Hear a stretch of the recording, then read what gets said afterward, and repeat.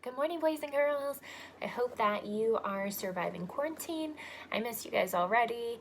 I know that we got no notice before they closed the schools, and that a lot of you guys weren't able to grab your books so that you can enjoy reading at home and writing about your reading as part of your extended learning plans in those reading packets. So in case you don't have a book, or in case you just want something extra to listen to, I have decided to read a chapter a day to you guys of one of my very favorite book series.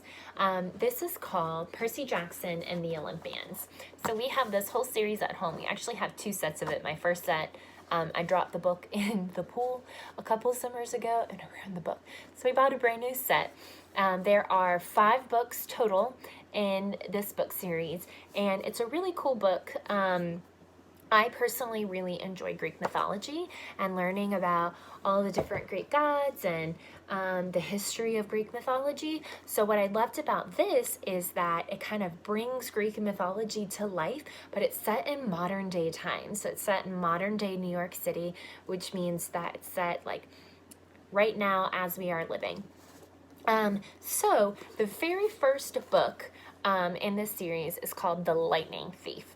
So this book is all about a boy named Percy Jackson, and he is just always finding himself getting in really weird situations. He's constantly in trouble. He's at a school specifically for boys and girls who are getting kicked out of school. They're always in trouble. They're really bad. But he can never figure out why this is going on. So it's like he blinks and he missed a whole piece of his life and something crazy has happened, and he's always the one that did it or the one that's getting blamed for it. So I'm really excited to read this to you guys. So I'm just going to dig right in to chapter 1. Is called I Accidentally Vaporize My Pre-Algebra Teacher. Look, I didn't want to be a half-blood. If you're reading this because you think you might be one, my advice is close this book right now. Believe whatever lie your mom or dad told you about your birth, and try to lead a normal life. Being a half-blood is dangerous. It's scary. Most of the time, it gets you killed in painful, nasty ways. If you're a normal kid reading this because you think it's fiction, great. Read on. I envy you for being able to believe that none of this ever happened. But if you recognize yourself in these pages, if you feel something stirring inside, stop reading immediately. You might be one of us, and you know that it's only a matter of time once before they sense it too. And they'll come for you. Don't say I didn't warn you. My name is Percy Jackson. I'm 12 years old. Until a few months ago, I was a boarding student at Yancey Academy, a private school for troubled kids in upstate New York. Am I a troubled kid? Yeah, you could say that. I could start at any point in my short, miserable life to prove it. But things really started going bad last May when our 6th grade class took a field trip to Manhattan. 28 mental case kids and 2 teachers on a yellow school bus heading to the Metropolitan Museum of Art to look at ancient Greek and Roman stuff. I know, it sounds like torture. Most Yancey field trips were. But Mr. Bruner, our Latin teacher, was leading this trip, so I had hopes. Mr. Bruner was this middle-aged guy in a motorized wheelchair. He had thinning hair and a scruffy beard and a frayed tweed jacket, which always smelled like coffee. You wouldn't think he'd be cool, but he told stories and jokes and let us play games in class. He also had this awesome collection of Roman armor and weapons, so he was the only teacher whose class didn't put me to sleep. I had hoped the trip would be okay. At least, I hoped that for once I wouldn't get in trouble. Boy, was I wrong. See, bad things happen to me on field trips. Like at my 5th grade school, we went to the Saratoga battlefield. I had this accident with a Revolutionary War cannon. I wasn't aiming for the school bus, but of course, I got expelled anyways. And before that, at my 4th grade school, when we took this behind-the-scenes tour of Marine World Shark Pool, I sort of hit the wrong lever on the catwalk, and our class took an unplanned swim. And the time before that, well, you get the idea. This trip, I was determined to be good. All the way into the city, I put up with Nancy Bobofit, the freckly, red-headed, kleptomaniac girl, hitting my best friend Grover in the back of the head with chunks of peanut butter and ketchup sandwich. Grover was an easy target. He was scrawny. He cried when he got frustrated. He must have been held back several grades because he was the only sixth grader with acne and the start of a wispy beard on his chin. On top of all that, he was crippled. He had a note excusing him from PE for the rest of his life because he had some kind of muscular disease in his legs. He walked funny, like every step hurt him. But don't let that fool you. You should have seen him run when it was enchilada day in the cafeteria. Anyways, Nancy Bobofit was throwing wads of sandwich that stuck in his curly brown hair, and she knew I couldn't do anything back to her because I was already on probation. The headmaster had threatened me with death by in-school suspension if anything bad, embarrassing, or even mildly entertaining happened on this trip. "I'm going to kill her," I mumbled. Grover tried to calm me down. "It's okay. I like peanut butter." He dodged another piece of Nancy's lunch. "That's it." I started to get up, but Grover pulled me back to my seat. "You're already on probation," he reminded me. "You know who will get blamed if anything happens." Looking back on it, I wish I decked Nancy Bobofit right then and there. In-school suspension would have been nothing compared to the mess I was about to get myself into. Mr. Bruner led the museum tour. He rode up front in his wheelchair, guiding us through the big, echoey galleries, past marble statues and glass cases full of really old black and orange pottery. It blew my mind that this stuff had survived for 2,000, 3,000 years. He gathered us around a 13-foot-tall stone column with a big sphinx on the top and started telling us how it was a grave marker, a stele, for a girl about our age. He told us about the carvings on the sides. I was trying to listen to what he had to say because it was kind of interesting, but everybody around me was talking, and every time I told them to shut up, the other teacher chaperone, Mrs. Dodds, would give me the evil eye. Mrs. Dodds was this little math teacher from Georgia who always wore a black leather jacket, even though she was 50 years old. She looked mean enough to ride a Harley right into your locker. She had come to Yancey halfway through the year when our last math teacher had a nervous breakdown. From her first day, Mrs. Dodds loved Nancy Bobofit and figured I was devil spawn. She would point her crooked finger at me and say, "Now, honey," real sweet, and I knew I was going to get after-school detention for a month. One time, she'd make me erase all the answers out of the old math workbooks until midnight. I told Grover I didn't think Mrs. Dodds was human, and he looked at me real serious and said, "You're absolutely right." Mr. Bruner kept talking about the Greek funeral art. Finally, Nancy Bobofit snickered something about the naked guy on the stele, and I turned around and said, "Will you shut up?" It came out louder than I meant it to. The whole group laughed. Mr. Bruner stopped his story. "Mr. Jackson," he said, "did you have a comment?" My face was totally red. "No, sir." Mr. Bruner pointed to one of the pictures on the stele. "Perhaps you'll tell us what this picture represents." I looked at the carving and felt a flush of relief because I actually recognized it. "That's Kronos eating his kids, right?" "Yes," Mr. Bruner said, obviously not satisfied. "And he did this because, well," I racked my brain to remember. "Kronos was the king god, and—" "God?" Mr. Bruner asked. "Titan," I corrected myself. "And he didn't trust the kids who were gods, so, Kronos ate them, right? But his wife hid baby Zeus and gave Kronos a rock to eat instead, and later, when Zeus grew up, he tricked his dad Kronos into barfing up his brothers and sisters." "Ew," said one of the girls behind me. "And so there was this big fight between the gods and the Titans," I continued, "and the gods won." Some snickers from the group. Behind me, Nancy Bobofit mumbled to a friend, "Like we're going to use this in real life, like it's going to say on our job applications, please explain why Kronos ate his kids." "And why," Mr. Jackson Bruner said, to paraphrase Miss Bobofit's excellent question, "does this matter in real life?" "Busted," Grover muttered. "Shut up," Nancy hissed, her face even brighter red than her hair. At least Nancy got packed too. Mr. Bruner was the only one who ever caught her saying anything wrong. He had radar ears. I thought about this question and shrugged. I don't know, sir. I see, Mr. Bruner said, looked disappointed. Well, half credit, Mr. Jackson. Zeus did indeed feed Kronos a mixture of mustard and wine, which made him disgorge all his other 5 children, who, of course, being immortal gods, had been living and growing up completely undigested in the Titan's stomach. The gods defeated their father, sliced him into pieces with his own scythe, and scattered his remains in the Tartarus, the darkest place of the underworld. On that happy note, it's time for lunch. Mrs. Dodds, would you lead us back outside? The class drifted off, the girls holding their stomachs, the guys pushing each other and around and acting like doofuses. Grover and I were about to follow when Mr. Bruner said, Mr. Jackson. I knew it was coming.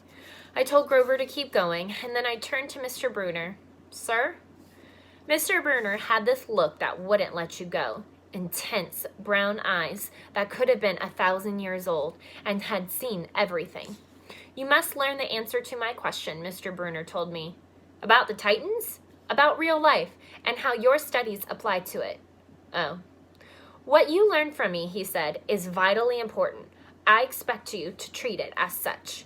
I will accept only the best from you, Percy Jackson. I wanted to get angry. This guy pushed me so hard.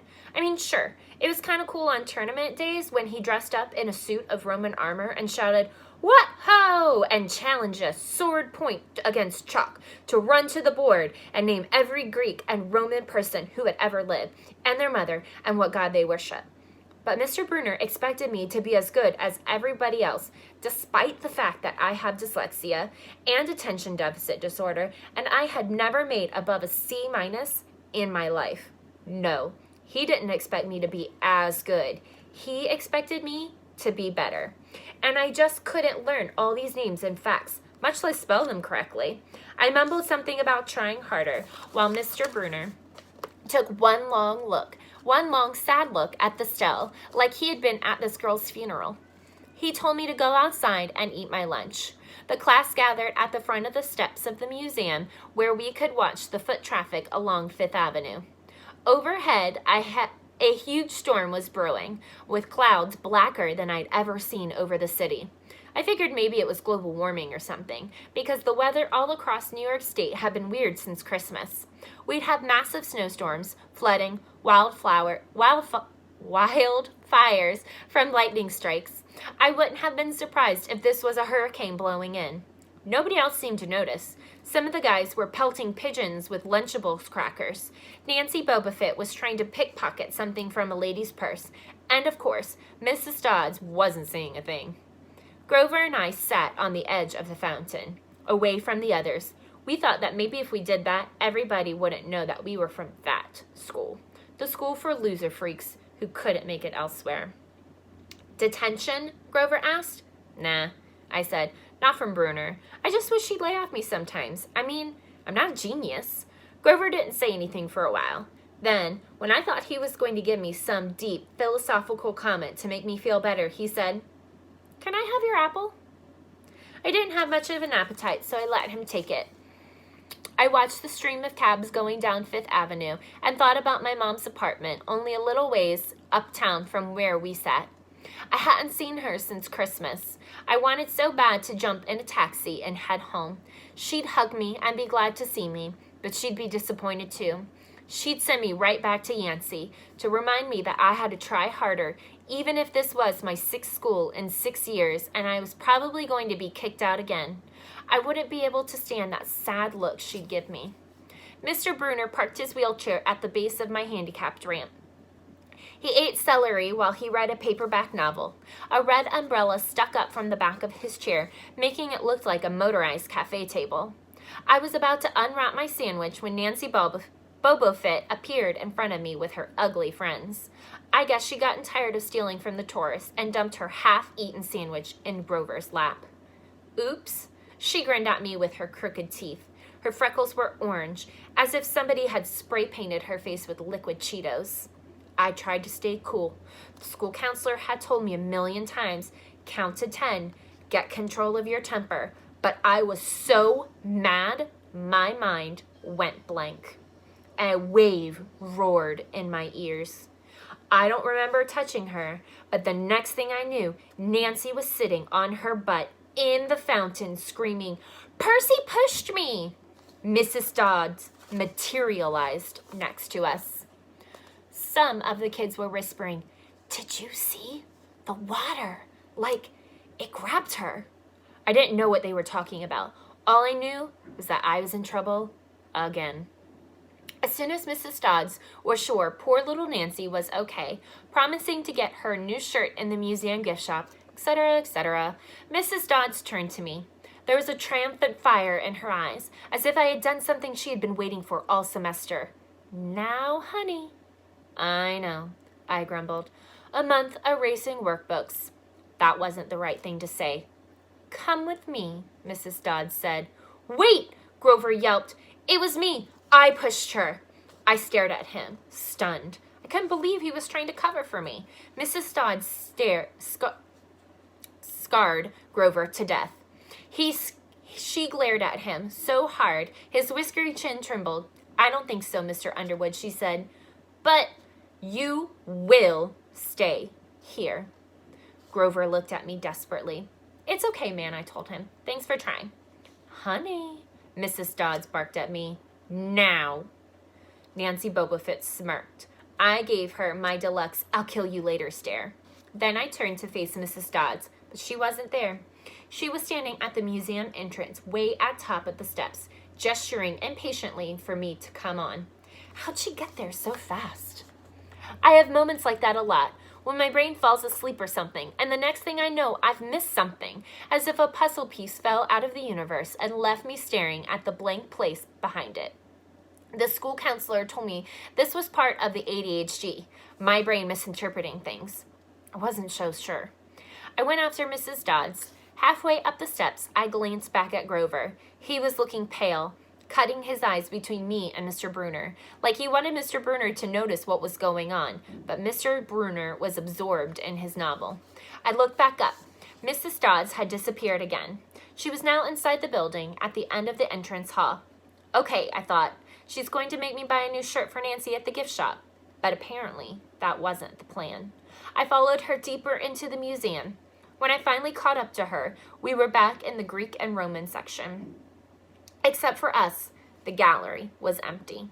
Mrs. Dodds stood with her arms crossed in front of a big marble frieze of the Greek gods. She was making this weird noise in her throat, like growling.